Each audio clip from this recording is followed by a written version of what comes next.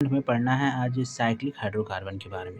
तो ऐसे हाइड्रोकार्बन जो वलय के रूप में मिलते हैं उसे हम क्या बोलेंगे? चक्रीय हाइड्रोकार्बन। यहाँ पे कितने कार्बन है? 1 2 3 4। किस रूप में? एक चतुर्भुज के रूप में है या एक बंद आकृति के रूप में है, तो इसे हम क्या नाम देंगे? चक्रीय हाइड्रोकार्बन। ठीक है, इसका नाम क्या होगा? यहाँ कार्बन कितने हैं? 1 2 3 4, 4 कार्बन है। 4 कार्बन से ब्यूट, सबके बीच सिंगल बॉन्ड है तो ब्यूटेन। और साइक्लिक रूप में इसका नाम हो जाएगा साइक्लोब्यूटेन। अब यहाँ पर देख लीजिए, 1 2 3 4 5, 5 कार्बन है, ठीक है। अब यह इनके पीछे हाइड्रोजन लगे इनकी बैलेंसी मेंटेन करने के लिए, तो इनके भी सिंगल बॉन्ड है। तो 5 कार्बन से क्या हुआ? पेंट, सिंगल बॉन्ड से एन, पेंटेन। साइक्लिक संरचना से साइक्लोपेंटेन। और उसके बाद एक नीचे है, देख लीजिए, साइक्लोएल्केन क्या होगा? जब कार्बन कार्बन के बीच सिंगल बॉन्ड होता है तो इसको हम साइक्लोएल्केन कहते हैं। ये सब साइक्लोएल्केन के अंतर्गत ही आते हैं। और इसका सामान्य सूत्र क्या होता है? CnH2n। अब यहाँ रखिए, और कार्बन की वैल्यू 2 रखते हैं तो हाइड्रोजन कितने आ जाएंगे? 4।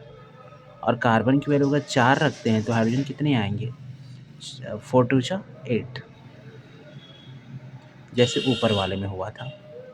अब देखिए, यहाँ पे आपके सामने है बेंजीन का स्ट्रक्चर है। बेंजीन की स्ट्रक्चर में देखिए क्या है, यहाँ पे कार्बन कार्बन। अब बेंजीन का स्ट्रक्चर देखिए, एक तो इस रूप में हम बनाते हैं, देखिए बेंजीन का डबल स्ट्रक्चर है, एक बेंजीन का यह स्ट्रक्चर होता है, देखिए इस तरीके से हम बनाते हैं, ठीक, सर्कल दे लेते हैं, ठीक है, क्योंकि चक्रीय हाइड्रोकार्बन में आ जाता है। या फिर दूसरा हम बॉन्ड के रूप में दिखाते हैं, इस तरीके से देखिए, ऐसे हमने दिखाया, यहाँ पे दिखा देना हमें डबल बॉन्ड, फिर यहाँ दिखा देना, फिर यहाँ दिखा देना।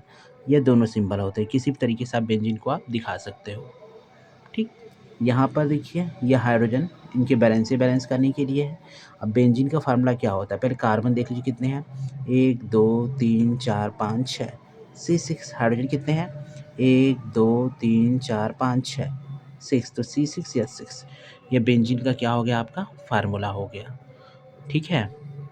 अब एक अपक्रिया भी आप देख लीजिए, दहन अपक्रिया हम किसे कहेंगे? तो कार्बन और उसके यौगिक जब ऑक्सीजन के साथ जलते हैं तो जल करके कार्बन डाइऑक्साइड गैस उत्पन्न करते हैं, और जिससे बहुत ज़्यादा क्या रिलीज होती है? ऊष्मा रिलीज होती है, ऊष्मा मुक्त होती है। तो इसे हम क्या बोलते हैं? दहन अपक्रिया। जैसे यहाँ देखिए, CH4 है, मेथेन, ऑक्सीजन से अपक्रिया किया, CO2 गैस निकली, और H2 क्या बना? जल, हीट रिलीज हुई, और हमें क्या मिला? प्रकाश। अब संतृप्त हाइड्रोकार्बन, ये देखिए वाइवा में भी क्वेश्चन पूछा जाता है, इस पर थोड़ा फोकस करिएगा। तो ऐसे हाइड्रोकार्बन जो नीली स्वच्छ ज्वाला के साथ जलता है उसे संतृप्त हाइड्रोकार्बन कहते हैं। आप कहीं कौन सा है? देखिए, आपका सिलेंडर होता है, सिलेंडर जब आप गैस जलाते हो चूल्हा, तो इसकी लौ कैसे निकलती है? नीली निकलती है ना। तो उसमें जो गैस भरा हुआ है LPG, ठीक है, वो कैसा हाइड्रोकार्बन है? संतृप्त हाइड्रोकार्बन है।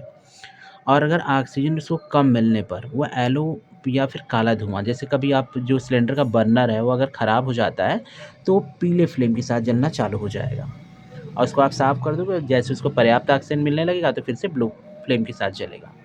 असंतृप्त हाइड्रोकार्बन किसे कहते हैं?